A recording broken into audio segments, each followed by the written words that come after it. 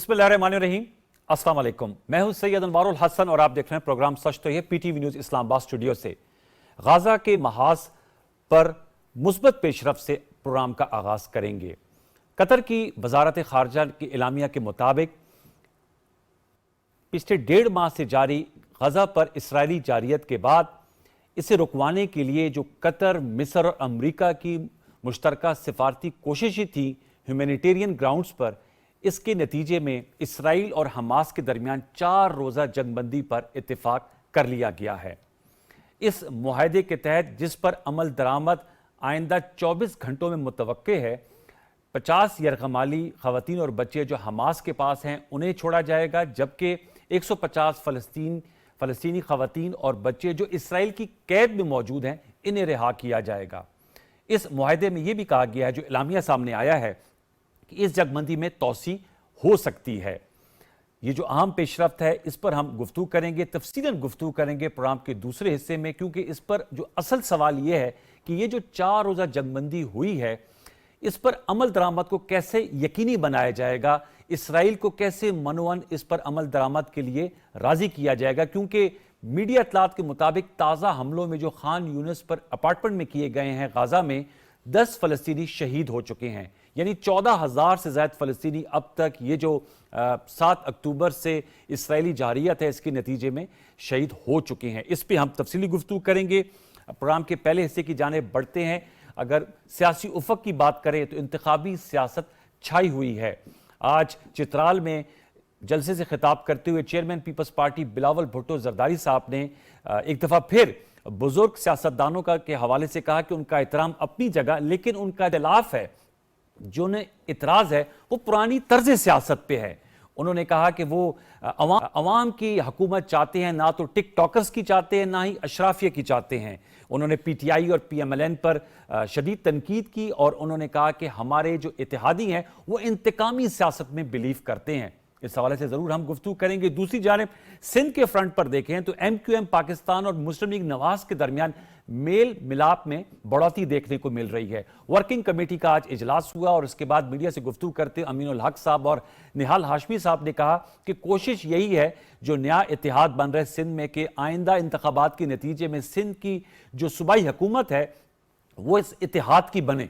अब इस हवाले से भी जरूर जानेंगे कि ये जो दावा किया गया है इसमें कितनी तवानाई है। फिर हमने ये भी जैसे आपसे कहा कि मुख्तलिफ सियासी जमातों में शमूलियतों का सिलसिला जारी है। एक बड़ा नाम है साबिक सेनेटर, साबिक वफाकी वजीर पीपल्स पार्टी के रहनुमा सेनेटर वकार अहमद खान साहब ने मुस्लिम लीग नवाज ज्वाइन कर ली। आज उन्होंने प्रेस कॉन्फ्रेंस की और उन्होंने कहा कि वो ये समझते हैं कि अब जो मुल्क का मुस्तकबिल है, मुल्क की मईशत को जो संभाला है वो नवाज शरीफ साहब और शहबाज शरीफ साहब की क़यादत में दिया जा सकता है। इन नुकात पे हम गुफ्तगू करेंगे। प्रोग्राम के पहले हिस्से में जो मौजूद मेहमान शख्सियत हमारे साथ शरीक गुफ्तगू आपसे करा देते हैं, हमें ज्वाइन किया है सेनेटर शशि पलीजो साहिबा ने, पीपल्स पार्टी की मरकजी रहनुमा है, स्काइप वीडियो लिंक पे हमारे साथ मौजूद हैं। बहुत शुक्रिया सेनेटर शशि पलीजो साहिबा। हमें ज्वाइन किया राना एहसान अफजल खान साहब ने, मुस्लिम लीग नवाज के मरकजी रहनुमा है, स्काइप वीडियो लिंक पे हमारे साथ मौजूद है। राना साहब बहुत शुक्रिया। और इस्लामाबाद स्टूडियो से हमारे साथ नशिस्त कर रहे हैं शौकत पराचा साहब, सीनियर जर्नलिस्ट और एनालिस्ट है, आपका बहुत शुक्रिया। सेनेटर शशि पलीजो साहिबा, आपसे गुफ्तगू करूंगा। आज बिलावल साहब की अपनी नुक्ताचीनी पे हम जरूर गुफ्तगू करेंगे। पुरानी तर्ज सियासत को हत्वे तनकीद ठहरा रही हैं। सिंध में जो ये इकट्ठ बनते जा रहा है, एमक्यूएम पाकिस्तान, जीडी और पीएमएलएन, आज वो दावा कर रहे हैं कि आइंदा 8 फरवरी के इंतखाबात के नतीजे में सिंध के महाज पर इस इत्तेहाद की हुकूमत होगी। पीपल्स पार्टी पिछले 15 सालों से यहां पर हुकूमत कर रही है और 3 दफा इलेक्शन जीत चुकी है ऑन द ट्रॉट। क्या कहेंगी, आपके खिलाफ जो है वो एक महाज जो है वो मजबूत खड़ा हो रहा है सिंध की सतह पे? बहुत शुक्रिया अनवर हसन साहब। देखिए, हर इलेक्शन में मुख्तलिफ इत्तेहाद बनते हैं और पाकिस्तान पीपल्स पार्टी के खिलाफ तो न सिर्फ लोकल प्रोविंशियल सतह पर लेकिन नेशनल सतह पर भी मुख्तलिफ, अभी से नहीं, 80s 90s से जब से पार्लियामेंट्री सियासत का हम हिस्सा बने हैं तो ये सारी चीज़ें होती हैं। लेकिन मेरे ख्याल में लोगों का जो एतमाद है पाकिस्तान पीपल्स पार्टी पर, और ख़ास कर सिंध की हम अगर बात करें तो उसका जो बहुत बड़ी जो साबिती इसमें से मिलती है कि अभी जो बल्दियाती इलेक्शंस हुए तो उसमें न सिर्फ हमने वो अज़ला भी जीते जो पहले हमारे बेयर्स उसमें नहीं थे, یا اتنی تعداد میں سیٹس نہیں تھی، لیکن کراچی اور حیدرآباد میں بھی پاکستان پیپلز پارٹی کے جیالے میئرس آئے ہیں اور نمائندگی ملی ہے، لوگوں کا اعتماد بڑھا ہے، اور آئے روز جو ہے وہ پیپلز پارٹی میں کوئی نہ کوئی شمولیت نہ صرف ایک یا دو لوگوں کی لیکن یعنی مختلف لوگوں کی ہو رہی ہے. لیکن ایم کیو ایم پاکستان نے بائیکاٹ کیا تھا سسی پولیجی صاحب، قطع کلامی کے لیے معذرت، جو بلدیاتی انتخابات کا آپ نے حوالہ دیا، ایم کیو ایم پاکستان نے اس کا بائیکاٹ کیا تھا. ایم کیو ایم جو ہے وہ اس کے جی سیاست اس کے لیے کئی گھڑے اس میں منفی سیاست کا رجحان زیادہ رہا ہے، بدقسمتی سے کہہ رہی ہوں میں، حالانکہ ہمارے اتحادی بھی رہے ہیں، لیکن سامنے جماعت اسلامی بھی تھی، دوسری پارٹیز بھی تھی، اور سب نے یعنی مل جل کر حتی الامکان انہوں نے سب نے کوششیں کی. ایم کیو ایم کو تو ہمیشہ ہم کہتے تھے کہ بھائی کوئی بھی آپ جو ہے وہ منچ خالی، میدان خالی نہ چھوڑے، اور بھلے آپ ہماری مخالفت کریں، اور لیکن ایم کیو ایم چونکہ آج کل نون لیگ کی اتحادی ہے تو فیصلے ان کو بھی پتہ بعض لوگوں کو نہیں ہوتا کہاں سے آ رہے ہیں ان کے. لیکن پاکستان پیپلز پارٹی کی جہاں تک انوار سے بات کریں تو 15 سالوں میں بہت ساری چیزیں آپ اور ہم تبصرے یا تنقید کر سکتے ہیں، لیکن اکثریت چیزیں ایسی ہوئی ہیں جو پہلے کبھی نہیں ہوئی تھی. انفراسٹرکچر کا ہی ہم ذکر کریں تو زیرو سے شروع کیا ہم نے. میگا پروجیکٹس جو بھی کراچی میں اس وقت ہیں یا سندھ میں جو بھی برجز ہیں، روڈز ہیں، ہاسپٹلس ہیں، وہ پاکستان پیپلز پارٹی نے دی. اس سے پہلے نہ عمریتی ادوار میں، جیسے پنجاب میں تو عمریتی ادوار میں بھی کام ہوتا تھا، اس میں لوگ جو ہے ہوتے، لیکن یہاں ایک ایک سیٹ والے آ کر بٹھا دیے جاتے تھے سر پہ. تو یہاں وکٹمائزیشن کے باوجود، مشکل حالات کے باوجود، ہماری شہادتوں کے باوجود، لوگ دہشت گردی کے خلاف جنگ میں سامنے ہم فرنٹ لائن پہ لڑ رہے تھے اور ہمارے لیڈرز شہید ہوئے تھے. اس کے باوجود میرے خیال میں جو ڈیلیور پیپلز پارٹی نے کیا ہے، میں نہیں سمجھتی ان مشکل حالات میں کوئی اور پارٹی کر سکتی تھی. اوکے، رانا احسان صاحب، سر آپ نے سنا سسی پولیجو صاحبہ نے کہا ہے جو آپ لوگوں کے کٹ بن رہے ہیں ان کا ہماری جو کارکردگی ہے اس کے بلبوتے پہ سندھ میں ابھی بھی ہمارا جو ہولڈ ہے وہ برقرار ہے. لیکن سر بلاول بھٹو زرداری صاحب آج پھر کہہ رہے تھے اور انہوں نے کہا کہ آپ لوگوں کی جب حکومت آتی ہے، آپ سے مراد پی ایم ایل این کی، تو اشرافیہ کی ایلیٹس کی گورنمنٹ آتی ہے، اور پی ٹی آئی کی آتی تو ٹک ٹاکرز کی آتی ہے، اور آپ لوگ انتقامی سیاست میں بلیو کرتے ہیں. لہٰذا آپ کی جو طرز سیاست والے جو آپ کی ٹاپ لیڈرشپ ہے وہ یا گھر بیٹھ جائیں، وہ تو خیر مولانا صاحب کو کہا کہ یا مدرسے میں. کیا کہیں گے رانا احسان صاحب، بلاول صاحب کے تمام جو تیر ہیں وہ آپ لوگوں کی جانب اس وقت نشتر ہو رہے ہیں؟ بسم اللہ الرحمن الرحیم. دیکھیں ڈیفینیٹلی جس طرح الیکشن کا ماحول بنتا جا رہا ہے، آپ کو یہ گرما گرمی ذرا زیادہ نظر آئے گی. ہمیں تو بڑا ہمارا ایک اچھا پرفارمنس کا پاسٹ ہے میاں نواز شریف کی قیادت میں. اس ملک میں 2500 دھماکے ہوتے تھے 2013 میں. ہم نے اس ملک میں 2 بڑے آپریشن کیے، ضرب عضب اور رد الفساد. اس کی فائنینسنگ کی، پولیٹیکل ول دی کہ ہم دہشت گردی سے مقابلہ کریں، اور 5 سالوں میں تقریباً دہشت گردی کی کمر ہم نے توڑ دی. اور اسی طرح اندھیرے تھے، 12 16 گھنٹے کی لوڈ شیڈنگ ہوتی تھی، اس ملک سے اندھیرے ختم کیے. Tax to G D P جو ہے وہ 9 سے 13% پہ ہم لے کے گئے. مہنگائی جو آج ایک بہت بڑا مسئلہ ہے وہ 4-5% ایوریج سے کم رہی 5 سالوں کے اندر. تو میں سمجھتا ہوں کہ بہت سی پیک لانچ کیا جب اس ملک میں کوئی فارنر قدم نہیں رکھتا تھا اور یہاں کے ٹیکسٹائل کے لوگوں کو دبئی جانا پڑتا تھا آرڈر لینے کے لیے. تو پھر بلاول صاحب مایوس کیوں ہیں؟ آپ کے اتحادی رہے 16 ماہ اتنی اچھی کارکردگی کے باوجود. دیکھیں ڈیفینیٹلی بلاول صاحب کو challenge P M L N سے ہے، تو ہمیں ہی وہ نشانے پہ لیں گے. اور دیکھیں بات یہ 16 مہینے ہم بالکل اکٹھے رہے، لیکن آج کیونکہ وزارت عظمیٰ میں ہمارا مقابلہ ہے ایک دوسرے سے، تو یہ تھوڑی یہ جو بمباری ہے یہ چل رہی ہے. دیکھیں اسی طرح جن سے ہمارا مقابلہ نہیں ہے، آپ لوگ جواب نہیں دے رہے اس کی بمباری کا کیا وجہ ہے؟ تحمل کا مظاہرہ کیوں کیا جا رہا ہے؟ یہ اسٹریٹجی ہے؟ نہیں اسٹریٹجی نہیں ہے، وہ ان کی جو تنقید ہے وہ کہتے ہیں جی 16 مہینے میں ہم پرفارم نہیں کر سکے. تو تب تو آپ تعریفیں کرتے تھے جب اقتدار تھا. آج جب آپ اقتدار ختم ہو گیا ہے اور الیکشن کا ٹائم ہے تو آج کیچڑ ہمارے پہ اچھال رہے ہیں. تو یہ عوام سمجھتی ہے. اب اس کا جواب میں دوں تو لوگوں کو پہلے ہی پتا ہے کہ یہ تسلیم نہیں وہ کریں گے جب وہ کہتے ہیں کہ ہماری کوئی ذمہ داری نہیں تھی.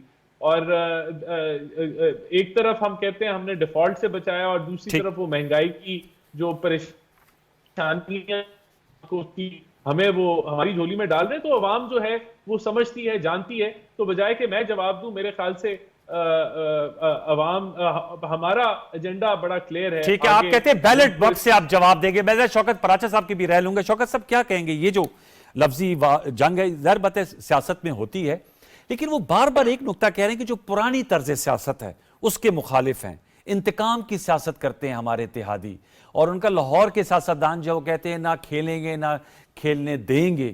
کیا کہیں گے اس حوالے سے؟ دو تین باتیں آپ نے سوال میں ڈال دی.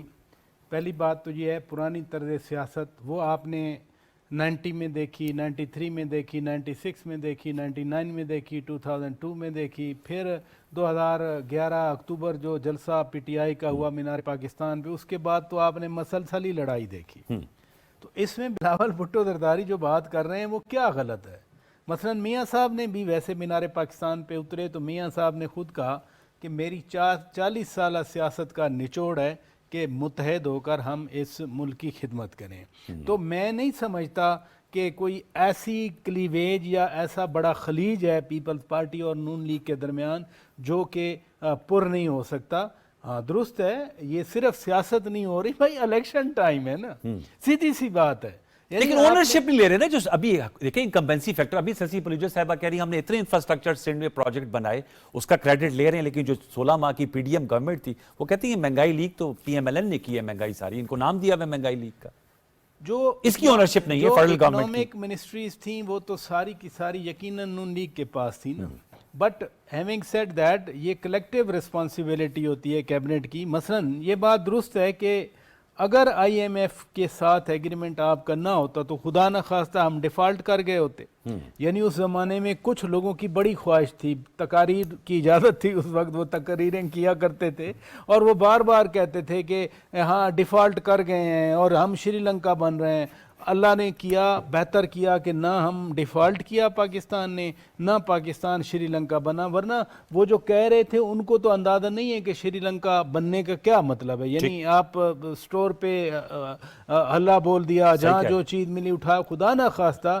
یعنی ایسا سوچنا بھی پاکستان کے بارے میں. شری لنکا اور پاکستان ٹھیک ہے، شری لنکا ایک خود مختار ملک ہے، وہ بھی اچھا ملک ہے، لیکن پاکستان ایک انٹائرلی ڈفرینٹ کنٹری، ایک بڑا ملک ہے پاکستان، 245 ملین پاپولیشن کا ملک ہے. اور اس ملک کے بارے میں کہنا کہ جی ہم شری لنکا بن جائیں، تو یہ جو تھا آئی ایم ایف کو واپس لانے کا کریڈٹ یا ملک کو ڈیفالٹ سے محفوظ کرنے کا کریڈٹ، اور جس طرح کہا جاتا ہے کہ سیاست قربان کی، ریاست ہم نے بچائی، تو اب پاکستان آگے بڑھ رہا ہے. وہی آئی ایم ایف کا پہلا بھی پروگرام ہوا، اسٹاک ایکسچینج 58,000 کی نفسیاتی حد آئی ایم ایف جو ہے انہوں نے اپروو کر دیا سیکنڈ قسط. ہاں، اور دسمبر کے فرسٹ ویک میں ایگزیکٹو بورڈ اجلاس ہو رہا ہے جس میں پیسے پاکستان کو ٹرانسفر کر تو آپ کہتے ہیں خلیج اتنی بڑی نہیں ہے وہ پر کی جا سکتی. بھائی خلیج ہے ہی نہیں. اگر میری اپینین سمجھیں، دو مختلف سیاسی جماعتیں ہیں، ان کے نظریات مثلا اکنامک پالیسی پہ آئیڈیالوجیکلی دونوں مختلف جماعتیں ہیں،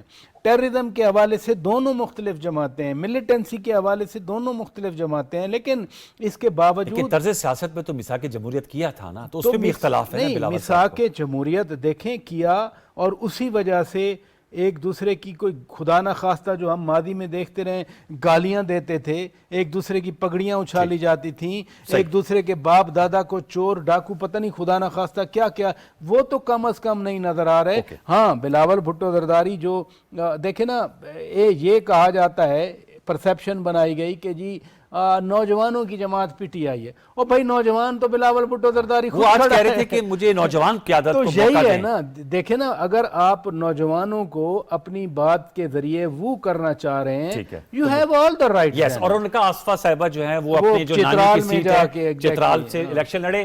سسی پلیجو صاحبہ، آپ لوگ مہنگائی لیگ کہتے ہیں. کل میں احسن اقبال صاحب کی گفتگو سن رہا تھا، انہوں نے کہا اگر آپ یہ نام دیں گے تو پھر ہم سیر سپاٹا پارٹی قرار دیں گے. تو آپ بتائیے گا، آپ تو بڑے عرصے سے سیاست میں ہیں، یہ ایسے ہوتا ہے؟ لیکن رانا احسان صاحب کہتے ہیں کہ بیلٹ باکس سے ہمیں آپ کو جواب ملے گا. جو پیپلز پارٹی ہمارے خلاف اگر بات کر رہی ہے کارکردگی یا معیشت معاشی پالیسیز کے حوالے سے، اس کا جواب بیلٹ باکس سے آپ کو دیا جائے گا. دیکھیں ارمان صاحب، سب سے پہلی بات یہ جو عام بھی دیکھتے ہیں اور میڈیا بھی کان اور آنکھ ہے کہ ہم وکٹمائزیشن کی سیاست نہیں کرتے، پہلی بات، اور یہ ایک بہت بڑا ریلیف ہے، کیونکہ جہاں وکٹمائزیشن کے وہ داغ دبے ہوتے ہیں، ہم تو شہادتوں سے، انہوں نے کہا ہمارے بھائی نے مسلم لیگ ان کے، تو انہوں نے کہا کہ جب دہشت گردی ہو رہی تھی تو بالکل نون لیگ نے بھی کاوشیں کی اس کو کرب کرنے کے لیے۔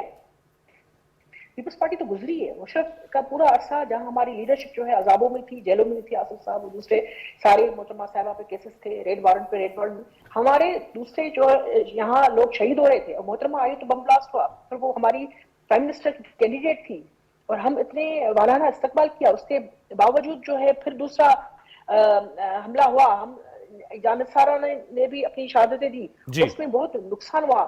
ہم نہیں کہتے کسی اور کا اس طرح جانی نقصان ہونا چاہیے تھا، نہ خدا نخواستہ، ہم تو پاکستان بچانے والوں میں سے۔ بات یہ ہے کہ جب ایک چائنا ہیوملیشن، جہاں اس میں سے جو جاپان امریکہ یہ کرتے تھے، پھر ریزیلینس جو دکھائی چائنا نے، آگے بڑھا، وہ اس نے اپنی غم کو طاقت میں بدلا، تکلیف کو طاقت میں بدلا، تو یہ ہیوملیشن وکٹمائزیشن جو ہے نا یاد رہتی ہے۔ یہ پیپلز پارٹی نے کبھی نہیں، عذابوں کا ہم نشانہ ضرور بنے، لیکن دوسری جماعتوں کو ابھی جو آگے آگے آ رہی ہیں، کہہ رہی ہیں 2/3 میجارٹی فلاں فلاں کر لیں گے، تو یہ جو بلاول صاحب بھی بات کر رہے ہیں بار بار، وہ کہہ رہے ہیں کہ ہمیں فیئر اور فری الیکشن چاہیے، کیا یہ ڈیمانڈ کرنا غلط ہے؟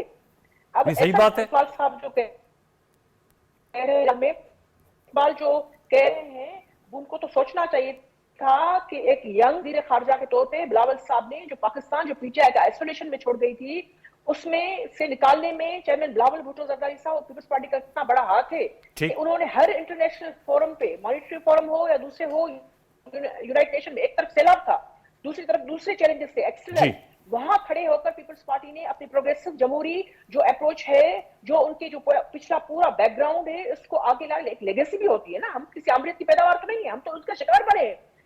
وہ لوگوں نے دیکھا، دنیا نے دیکھا، ہم نے پاکستان کو ان مشکلات سے نکالنے کی جو عزم ٹھانا تھا، اس میں کئی میرے خیال میں کہ 16 مہینوں کے ایک کم عرصے میں کامیابی پیپلز پارٹی ہوئی ہے، یقیناً ایک مکمل اس کا کریڈٹ سب کو۔ آپ پوری اونرشپ نہیں لیتے، آپ صرف وزارت خارجہ اور موسمیاتی تبدیلی کی وزارتوں کا لیتے ہیں سلسی صاحبہ۔ نہیں سنیں، فرنٹ پر جو ہے جو معاشی آپ کے ہوتے ہیں، بلاول صاحب نے جو تنقید ابھی کر رہے ہیں وہ اس وقت بھی کرتے تھے۔ اچھا، اس وقت بھی کرتے تھے، ہم جب سیلاب کے حوالے سے یا صوبوں کے مابین، صرف پنجاب تو ایک صوبہ نہیں ہے نا پاکستان، وہ ایک تو پاکستان نہیں ہے، وہ ہمارا پیارا بڑا بھائی ہے، لیکن آپ بھی چھوٹے صوبے سے ہیں، چھوٹے صوبے تو کہنا بھی نہیں چاہیے، یا علاقائی پارٹیاں، علاقے لوگ، ہم نیشنل لوگ ہیں، ہماری اپروچ، ہمارے پاکستان کو بچانے والے جو لوگ ہیں، جو صوبے ہیں، ہم وہ ہیں جہاں ریسورسز نکلتے ہیں، جہاں وسائل ہے، جہاں طاقت ہے، جہاں جمہوری رویے ہیں، جہاں لوگوں نے ماری تکلیفیں کھا کر بھی پاکستان سے جڑے ہوئے ہیں۔ ابھی بھی پاکستان کو یکجا کرنے میں میرے خیال میں جو چھوٹے صوبے ہیں یا سرائے کی بیلٹ ہیں یا سارے جو ہے، ان کا بالکل بہت بڑا حصہ ہے، اس کو ماننا پڑے گا۔ کلچرل لینگویجز میں، ان کے حصے میں، پی ایس ٹی میں، ایکڈک میں، پلاننگ کمیشن میں، ساری چیزوں میں، بجٹ میں، 18 امینڈمنٹ میں، اس میں یہ ہمیں اتنا نہ تکلیف دیں، اتنا ہارٹ ہٹنگ نہ کریں کہ جو لوگ جن کو ہم کسی نہ کسی حوالے سے سمجھاتے آئے ہیں کہ پاکستان ہمارا اپنا ہے، اس کے لیے کاوشیں ہونی چاہیے، اور ریزلٹ اورینٹڈ یہ ساری جدوجہدیں ہوں گی۔ پارلیمنٹری سیاست میں کس کو پہلے یقین تھا؟ ہمارے لوگوں کو ہی نہیں تھا، چھوٹے صوبوں کو تھا ہی نہیں جو بھی، لیکن ہم پیپلز پارٹی نے وہ راہ قائم کی۔ اوکے، آپ نے اہم نکات اٹھائیں، آپ نکات اٹھائیں، میں دوبارہ لوٹ کے آؤں گا۔ رانا احسان صاحب، سر یہ بتائیے گا، ہم دیکھ رہے ہیں بلاول بھٹو صاحب تو انتخابی میدان میں اترے ہوئے ہیں، اور خیبر پختونخوا میں انہوں نے متعدد جلسے کر لی ہیں۔ پی ایم ایل این کی جانب سے نواز شریف صاحب کی واپسی کے بعد سے کوئی ہم پبلک میٹنگ یا بڑا جلسے یا جو عوامی رابطہ مہم ہمیں دکھائی نہیں دے رہی at the national leadership level. آپ سمجھتے ہیں آج بلاول صاحب خیبر پختونخوا میں عوامی ووٹر سے کنیکٹ کر رہے ہیں اور کہہ رہے ہیں میں ینگ ہوں، نوجوان قیادت کو دیں، تو کیا لیک کر رہی ہے پی ایم ایل این، یا زیادہ تر توجہ آپ کی نواز شریف صاحب کی جو سزاؤں کے خلاف اپیلیں ہیں اس پہ مرکوز ہے؟ نہیں جی، پی ایم ایل این کی جو الیکشن کیمپین ہے وہ ابھی لانچ ہونی ہے، ابھی منشور بن رہا ہے، بالکل جی، اور جب وہ لانچ ہوگی تو انشاءاللہ سب کو نظر آئے گا کہ جس بھرپور طریقے سے P M L N connect کرے گا چاروں صوبوں میں، ہر ڈویژن میں، ہر ڈسٹرکٹ میں، اس کے پھر نتائج جو ہے 8 فروری کو ضرور نظر آئیں گے۔ دیکھیں ابھی ہم اپنی ایک نیشنل اسٹریٹجی جو الیکشن اسٹریٹجی اس کے اوپر گامزن ہے، جو کہ اب تقریباً مکمل ہونے جا رہی ہے. سندھ کے اوپر ہم سمجھتے ہیں کہ اچھی ہمیں سکسیس ہوئی، بلوچستان میں اچھی سکسیس ہوئی، کے پی کے میں اچھی سکسیس ہوئی، پنجاب میں ہم پہلے ہی کمفرٹیبل ہیں، پھر ابھی ٹکٹوں کا مراحل ہے. تو یہ جیسے چیزیں فائنل ہوتی ہیں تو اس کے بعد انشاءاللہ ہر روز جلسہ ہوگا. اور کیا باتیں ہوں گی وہ 2013 سے 2017 کی کارکردگی یا 2022 سے 2023 کی کارکردگی کو بھی بیچ میں لائیں گے؟ وہ بڑے خوبصورتی سے آپ لوگ اس کو جو ہے وہ پی ٹی آئی کے کھاتے میں ڈال دیتے ہیں کہ لیگیسی تھی ان کی ساری وجوہات تھی مہنگائی کی. نہیں دیکھیں ایک بات تو ہے نا کہ 16 ماہ جو ہے وہ اتنا لمبا ٹائم نہیں ہوتا کہ جس کے اندر آپ کوئی بہت بڑی اسٹرکچرل ریفارمز کریں یا اگر آپ کوئی پالیسی انٹروڈیوس بھی کریں کہ اس کے نتائج بھی آپ دیکھ سکیں. ہم 13-18 کی بات اس لیے کرتے ہیں کہ اس کے اندر 5 سال ایک بڑا ٹائم ہوتا ہے کہ جس کے اندر جو آپ نے پالیسی انٹروڈیوس کراتے ہیں یا کوئی ریفارمز لاتے ہیں تو اس کے نتائج بھی آپ عوام کو دکھا سکتے ہیں، گنوا سکتے ہیں. 16 ماہ میں ہمارے پاس بہت کچھ ہے دکھانے کو، بتانے کو، اور انشاءاللہ تعالی ہم اس الیکشن کیمپین میں 24-29 کی بات کریں گے کہ 24-29 کو پاکستان کیا ہونا چاہیے. اور میں سمجھتا ہوں دیکھیں یہ ابھی اچھی بات ہے بلاول صاحب، مجھے تو خوشی ہوئی کہ اب وہ کوئی پازیٹیو باتیں، ویسے تو زرداری صاحب نے بڑا کلیئر کر دیا ہے کہ ان کو الیکشن کمیشن کے اوپر پورا اعتماد ہے اور وہ سمجھتے ہیں کہ فری فیئر اور ٹرانسپیرنٹ الیکشن ہونے جا رہے ہیں. سر ویسے میں یہ آپ نے صحیح کہا، آپ ماشاءاللہ ینگ ہیں، یہ آپ کی لیڈرشپ بہت ہی بزرگ ہیں، جو بلاول صاحب بار بار کہتے ہیں بزرگ سیاستدان. آپ تو اب جو ہے وہ ینگ لیڈرشپ میں، رانا افضل صاحب کو اللہ غریق رحمت کرے، آپ تو مطلب اب ینگ لیڈرشپ، تو پی ایم ایل این کی ینگ لیڈرشپ جو ہے وہ بھی سامنے آئے گی جس طرح بلاول صاحب سٹیج پہ ہیں. نہیں بالکل جی، دیکھیں 70% جو آبادی کا حصہ ہے وہ نوجوان ہے پاکستان کے اندر، 30 سے نیچے ہیں. اور ہمارے لیڈر جو قائد میاں نواز شریف ہے، انہوں نے کہا ہے کہ نوجوانوں کو وہ مکمل موقع دیں گے صوبائی اور قومی اسمبلیوں میں بھی، اور انشاءاللہ کیبنٹ کا بھی حصہ بنائیں گے. ابھی منشور کمیٹی بنی ہے، اس میں آپ کا حصہ ہے. صاحب میں ایک اور کمنٹ لینا تھا شوکت پراچا صاحب سے. سر میں نے ایک لینا تھا شوکت پراچا، اس کے اندر کافی نوجوان ہیں اس منشور کمیٹی میں. شوکت پراچا صاحب، یہ جو بات کی ہے رانا احسان صاحب نے، میں آپ سے جاننا چاہوں گا آصف زرداری صاحب کا بیان اور بلاول بھٹو زرداری صاحب کی گولہ باری، اس میں آپ کو کوئی کنیکشن نظر آتا ہے؟ وہ ایک تھیوری ہوتی تھی نا، گڈ کاپ بیڈ کاپ، یا آپ کو لگتا ہے یہ نہیں، یہ ایسا نہیں ہے؟ نہیں، میں نہیں سمجھتا، کیونکہ دیکھیں دونوں پلیٹ فارم مختلف ہیں، اور پلیٹ فارم جس پہ بلاول بھٹو زرداری بات کر رہے ہیں وہ الیکشن کا جلسہ ہے، وہ پبلک گیدرنگ ہے. پبلک گیدرنگ میں آپ کا ظاہر ہے کمیونیکیشن سٹائل، آپ کی کمیونیکیشن سٹریٹجی، آپ کا انداز گفتگو، الفاظ کا چناؤ بہت ہی ڈیفرنٹ ہوتا ہے. پھر جس ایج میں بلاول بھٹو زرداری ہیں، بلاول بھٹو زرداری کو اس ایج میں وہ لوگوں کو گرمانے کے لیے، یا ابھی ہم جو بات کر رہے تھے کہ یوتھ کو اٹریکٹ کرنے کے لیے، اپنی طرف وہ کرنے کے لیے وہ یہ باتیں کر رہے ہیں. سابق صدر آصف علی زرداری، وہ جاوید ہاشمی، مخدوم جاوید ہاشمی صاحب کہا کرتے ہیں کہ ان کی سیاست کو سمجھنے کے لیے پی ایچ ڈی آپ کو کرنا پڑے گی. دیکھیں نا آصف علی زرداری صاحب نے، کو آپ کہتے ہیں پی ایچ ڈی کرنا نہیں، 3-4 لائنوں میں وہ بات کی، اور آج چوتھا دن ہے. میں جتنے بھی ٹاک شوز میں بیٹھا ہوں یا میں سنا ہے ٹی وی کے سامنے بیٹھ کے، آصف علی زرداری صاحب کا ذکر اور ان کے سٹیٹمنٹ کی بات ضرور آئی. آصف زرداری صاحب نے کیا کہا؟ انہوں نے کہا کہ الیکشن کا ماحول سازگار ہے.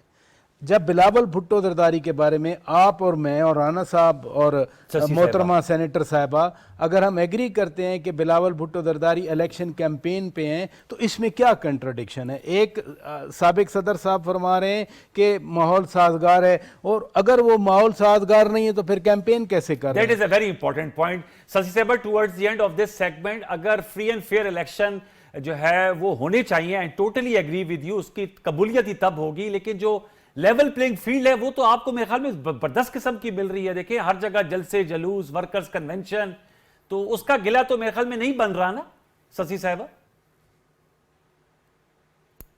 انوار حسن صاحب بالکل آپ نے بجا فرمایا کہ یہ جو الیکشن کو مطلب نہیں، ہم افورڈ بھی نہیں کر سکتے جی، اتنے چونچلوں کی ہمارے یہاں ابھی آپشن بھی نہیں ہے. پاکستان بہت بڑے چیلنجز ہیں، انٹرنل بھی ایکسٹرنل بھی، اور سب کو یکجا رکھنا ہے. یہاں ایک تو وکٹمائزیشن کو سرے سے ختم کرنا ہے. پولیٹیکل اسپیس جو سکڑتا جا رہا ہے, شرنک ہوتا جا رہا ہے آئے روز, اس کو بہتر کرنا. اس کے لیے ضروری ہے کہ جو بھی اسٹیک ہولڈرز ہیں وہ ان کے لیے سب کے لیے رولز وہی ہونے چاہیے. یہاں بالکل واضح ہے کہ کیبنٹ نمائندگی دیکھ لیں آپ جو ہے لوگوں پر پریشر دیکھ لیں کہ بھائی جو لوگ پہلے جانا ہوتے ہیں ایک پارٹی میں, پھر وہ ان کو جو ہے مسلم لیگ نون میں چلے جاتے ہیں. جلسے جو ہے ان کے لیے تو ارینجڈ اور مینیجڈ ہوتے ہیں.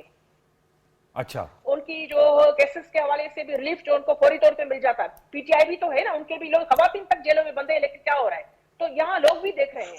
اور پیپلز پارٹی جو ہے ہم سمجھتے ہیں کہ بھلے وہ نشانہ سندھ کو بنائے, ان کو ٹارگیٹ بنا کے دیکھ لے, لیکن دوسرے صوبوں میں بھی تو پیپلز پارٹی جو ہے ان کی تنظیم, یہاں مسلم لیگ کی کوئی تنظیم سازی نہیں ہے سندھ میں. ہماری کم سے کم پنجاب میں تنظیم سازی ہے, ہمارا اسٹرکچر ہے.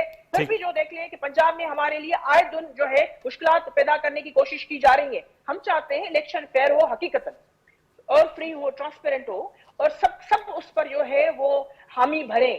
یہ کیونکہ سلسلہ چلتا رہنا چاہیے, 5 سال مکمل ہونے چاہیے. جو بھی گورنمنٹ آتی ہے, جو لوگ جس کو بھی چاہیں بس وہی آئے. عوام کی بات ہونی چاہیے, عوام کے کندھوں پر. چلے, یہ بڑا آپ نے اہم نقطہ اٹھایا کہ عوام کی بات ہونی چاہیے عوام کے کندھوں پہ. جی سسی صاحب, آپ نے اہم نقطہ اٹھایا. ہم پروگرام کو یہاں پر کلوز کریں گے. بڑی ویلڈ پوائنٹس آپ نے اٹھائے, آپ کا بہت شکریہ. سینٹر سسی پرولیجو صاحب, رانا احسان افضل خان صاحب, آپ کا بہت شکریہ. Shaukat Praja, thank you very much. Viewers, آپ نے گفتگو سنی. ظاہر بات ہے اپنی پارٹی کی کا جو موقع ہے وہ سامنے لے کر آئے, اور تجزیہ بھی ہم نے کرا. ایک چھوٹا سا وقفہ شامل کرتے ہیں, وقفے کے بعد آئیں گے تو جو 4 روزہ جنگ بندی کا معاہدہ طے پایا ہے اسرائیل اور حماس کے درمیان, اس کے جو امید کی کرن پیدا ہوئی اور جو خدشات ہیں, ان پہ ہم گفتگو کر رہے ہوں گے. ایک وقفے کا وقفہ شامل کر لیجیے.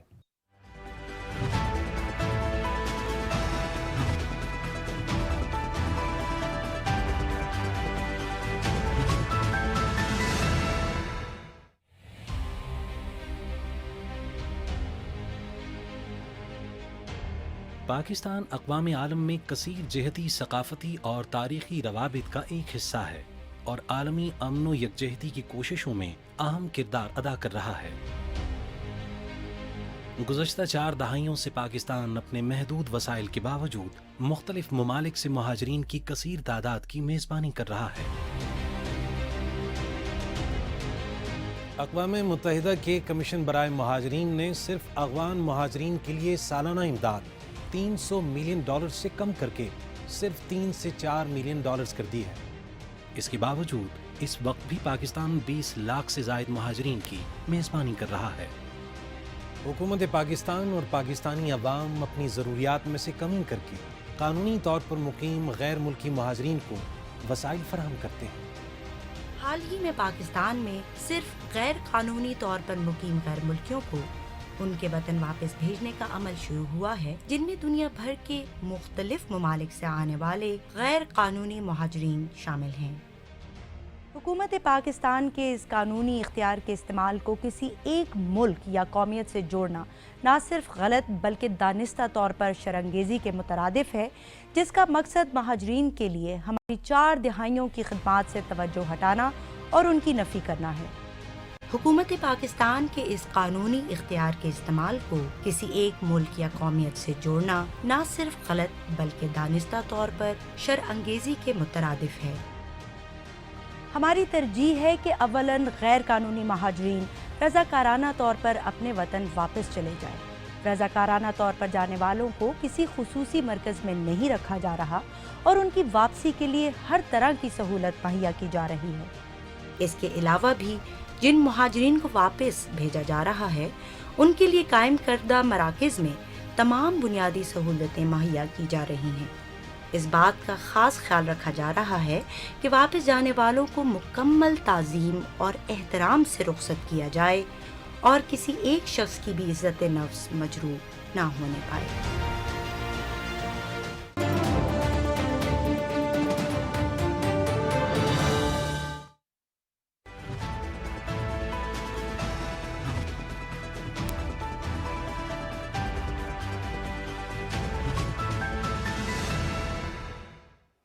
Welcome back. हमें ज्वाइन किया है साबिक सफारतकार हैं जमील अहमद खान साहब ने, सीजन डिप्लोमेट रहे हैं पाकिस्तान के मुख्तलिफ कैपिटल्स में, और मायानाज एंकर पर्सन हैं, एनालिस्ट हैं आदिल शाहजेब साहब ने, डॉन न्यूज़ पे अपना प्राइम टाइम शो करते हैं। दोनों मौजूद मेहमानों को बाज़ाब्ता वेलकम करेंगे। जमील अहमद खान साहब, आपसे गुफ्तगू का आगाज़ करूँगा। सर, क्या कहेंगे ये जो कतर की वजारत ख़ारजा की जानिब से इलामिया आया है जिसमें 4 रोज़ा जंगबंदी पर इत्तेफाक का इज़हार कर लिया गया है दोनों फरीकैन की जानिब से, इसराइल और हमास, आपको ये डेवलपमेंट कितनी अहम पेशरफ दिखाई देती है इस मौजूदा पिछले 1.5 माह की जो जारियत है उस कॉन्टेक्स्ट में?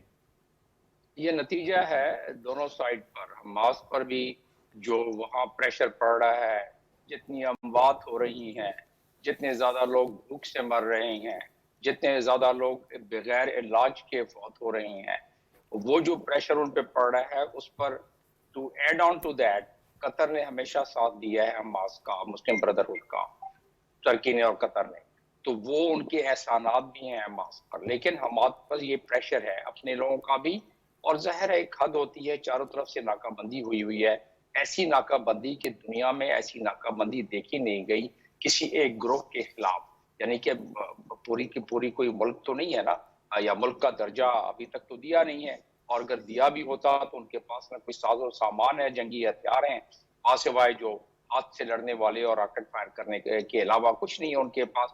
दूसरी तरफ तकरीबन 250 के करीब जहाज हैं जो हवाओं से, फिजाओं से आग बरसा रहे हैं, बारूद बरसा रहे हैं, उनके पुश्त पर बहरी बेड़े खड़े हुए हैं अमेरिका के, उनके सामने टैंक खड़े हुए हैं इजराइल के, तो वो तमाम चीजों का प्रेशर तो पड़ना है हमास पर। हमास ने इससे पहले तकरीबन 1 कैदी की जगह इजरायली कैदी को छोड़ने के बाद 100 आदमी रिलीज हुए।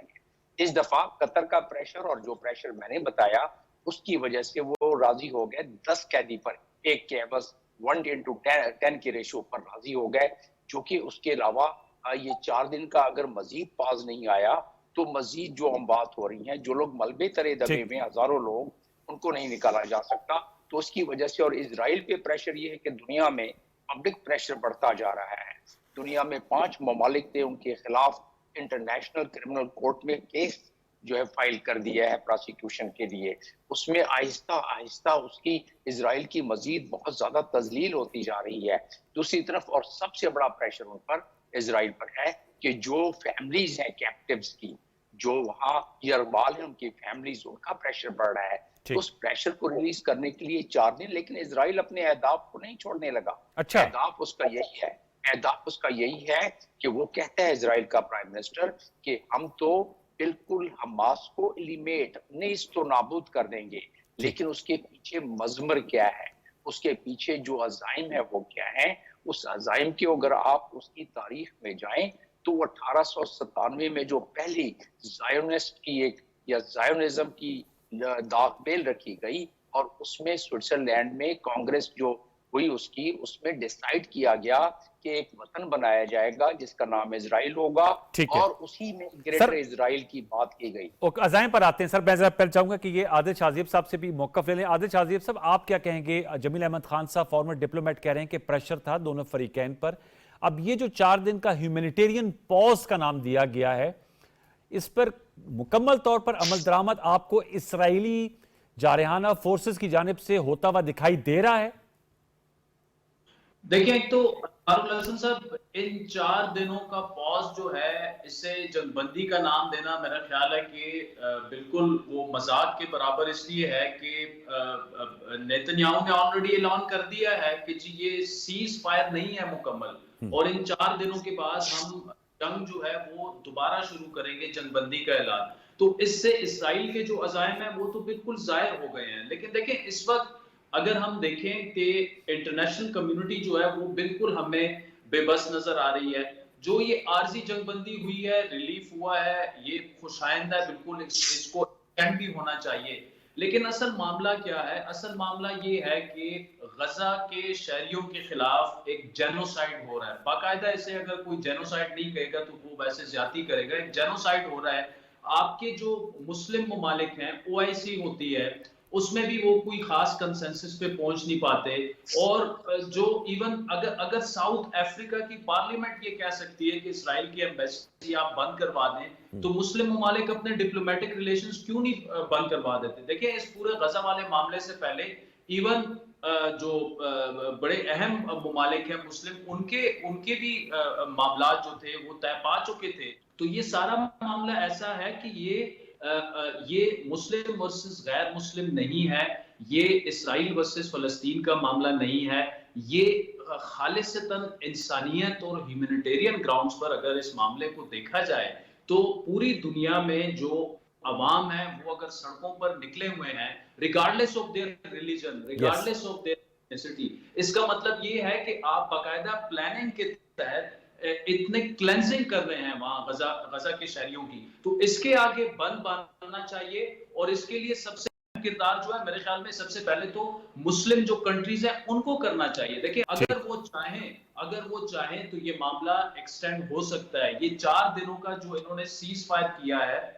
اس کو مکمل اگر جنگ بندی کا اعلان باقاعدہ ہو جاتا تو وہ پھر کہا جاتا کہ جی یہ واقعی دونوں طرف کی عوام کی. جی عادل اس پہ لیکن ایک نقطہ یہ ہے کہ اسلامیہ میں لکھا ہے کہ جنگ بندی میں توسیع کی جا سکتی ہے. میں اس پہ دوبارہ لوٹ کے آپ کے پاس آؤں گا. جمیل احمد خان صاحب آپ سے میں یہ بھی جاننا چاہوں گا کہ چائنا میں بھی ہم نے دیکھا کہ مسلم ممالک اور اسلامی جو عرب ممالک کے وزراء خارجہ کا نمائندہ وفد گیا اور چائنیز فارن منسٹر صاحب سے بھی ملاقات ہوئی تھی.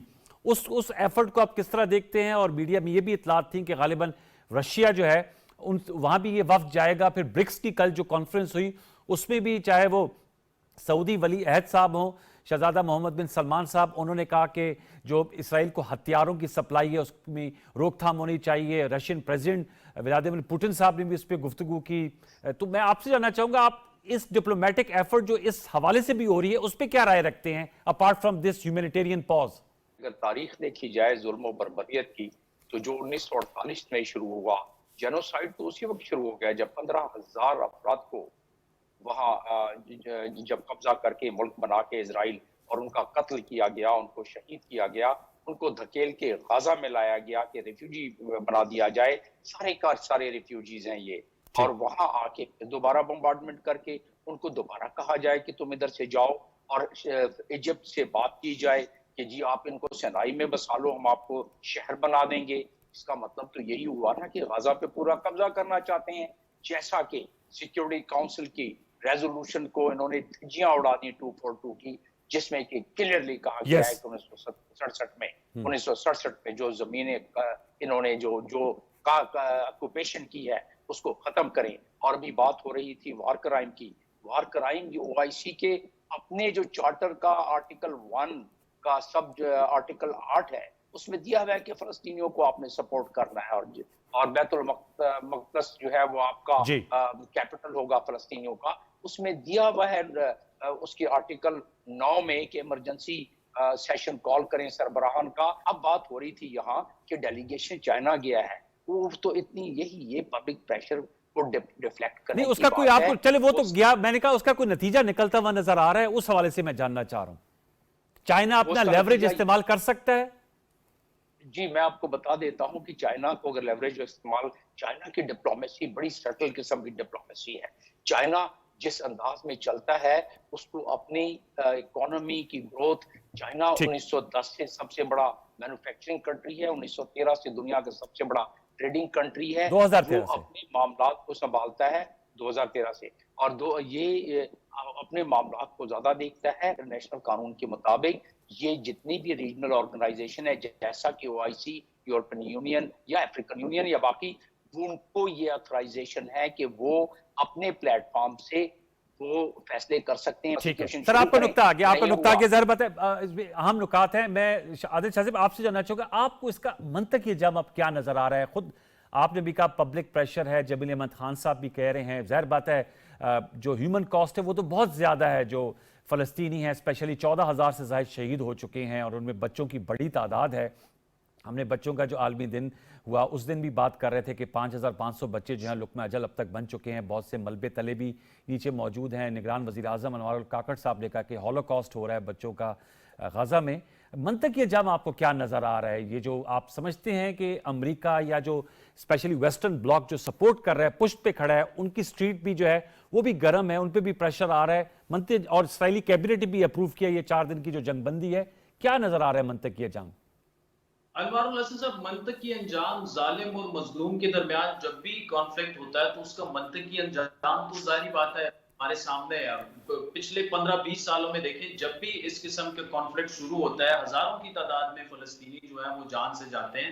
تو منطقی انجام تو وہی ہے کہ 14,000 شہداء ادھر پڑے ہوئے ہیں، 33,000 کے قریب شدید زخمی ہیں، ہاسپٹلز ختم ہو چکے ہیں، شیر خوار بچے آئی سی یو کے وہ تڑپ تڑپ کر مر چکے ہیں. برکس کے اجلاس میں دیکھیں نا، محمد بن سلمان نے ایک زبردست تجویز پیش کی کہ جناب آپ اسرائیل کو جو اسلحہ ہے وہ اس پر بین لگائیں. لیکن یہی ہم نے دیکھا کہ ایک طرف یوکرین، اگر آپ یوکرین سے صرف کمپیریزن کر لیں، جو دنیا کا ایک یونیفائیڈ ریئیکشن سامنے آیا تھا رشیا کے اگینسٹ، وہ ہم نے یہاں پر نہیں دیکھا. یوکرین میں اتنے مظالم تو نہیں ہوئے، 14,000 ان کے اس طرح سے تو ان کو بلاکٹ کر کے اور اوپر سے بمباری اور یہ ساری چیزیں تو نہیں ہوئی. تو یہ دیکھنا پڑے گا کہ اس میں دیکھیں امبیسڈر صاحب وہ چائنا کی بات کر رہے تھے، ٹھیک ہے چائنا اپنا جیو پولیٹیکل سٹانس اور اس سب کچھ کو اپنے انٹرسٹ کو دیکھتے ہوئی آگے بڑھے گا. لیکن لاسٹ ویک میں چائنا میں تھا، جتنی کلیئرٹی ان کے سٹانس میں اس دفعہ آئی ہے فلسطین کے معاملے پر میرے خیال میں ہم نے پہلے نہیں دیکھی. آپ کے ایک طرف اسلامی ممالک ہیں، دوسری طرف دیکھیں چائنا کے اپنے بہت سارے ایشوز ہیں، لیکن وہاں پر ہمیں زیادہ کلیئرٹی نظر آئی. یہاں پر جو اسلامی ممالک ہیں، کلیئرٹی سے تھوڑا سا بتائیے گا، کلیئرٹی سے کیا مراد ہے عادل شاہ زیب صاحب؟ پھر وقت ختم ہو جا رہا ہے. آپ دیکھیں زیادہ کلیئرٹی چائنا کے موقف میں نظر آئی. ایک تو وہ کہہ رہے تھے کہ فوراً سیز فائر ہونا چاہیے، اور وہ بالکل بربریت اس کو کہہ رہے ہیں جو اسرائیل کر رہا ہے. آپ کے بہت سارے ویسٹرن ممالک کیا کہہ رہے ہیں کہ جی اسرائیل جو ہے وہ تو سیلف ڈیفense میں سب کچھ کر رہا ہے، وہ تو کال آؤٹ کرنے کے لیے اس کو نہیں. اور اس کا دیکھیں ایک امپیکٹ یہ آئے گا کہ جو anti U S anti west sentiment ہے اسپیشلی مڈ ایسٹ میں اور مسلم کنٹریز میں، وہ زبردست طریقے سے بڑھے گا. نہ صرف مسلم ممالک میں بلکہ وائڈر ویسٹ میں بھی جو یہ اینٹی جو وار ہے، اینٹائی یو ایس جو سینٹیمنٹ ہے، یہ ہمیں بڑھتا ہوا نظر آئے گا. کیونکہ اس کو you have to call it out. اگر جہاں پہ ظلم ہو رہا ہے، بربریت ہو رہی ہے، اور آپ جسٹیفائی کر رہے ہیں کہ جی وہ تو پہلے اٹیک تو انہوں نے کیا، تو یار انہوں نے جو کچھ ان کے ساتھ پچھلے 70 سالوں میں ہو چکا ہے، کیا دنیا کی کون سی قوم جو ہے وہ اتنی بربریت سے گزر چکی ہے؟ بالکل آپ صحیح کہا عادل شاہ زیب صاحب، ویری ایپٹلی پٹ اپ. سر وقت میرا ختم ہو جا رہا ہے. آپ کا بہت شکریہ عادل شاہ زیب صاحب، آپ کا، جمیل احمد خان صاحب آپ کا. ویورز، ہم نے گفتگو کی جو جنگ بندی کا معاہدہ طے پایا ہے جس کا آئندہ 24 گھنٹے میں عمل درآمد متوقع ہے، اس حوالے سے ہم گفتگو کر رہے تھے. اس کے پروز اینڈ کونس آنے والے دنوں میں ان معاملات کو پروگرام کے پلیٹ فارم سے اٹھاتے رہیں گے. آج کے لیے یہی کچھ. ہمیں سوشل میڈیا پہ اپنی رائے سے نوازیے گا. کل تک کے لیے سید انوار الحسن اور سچ ٹیک کی پروڈکشن ٹیم کو اجازت دیجیے. اپنا بہت سا خیال رکھیے. اللہ نگہبان.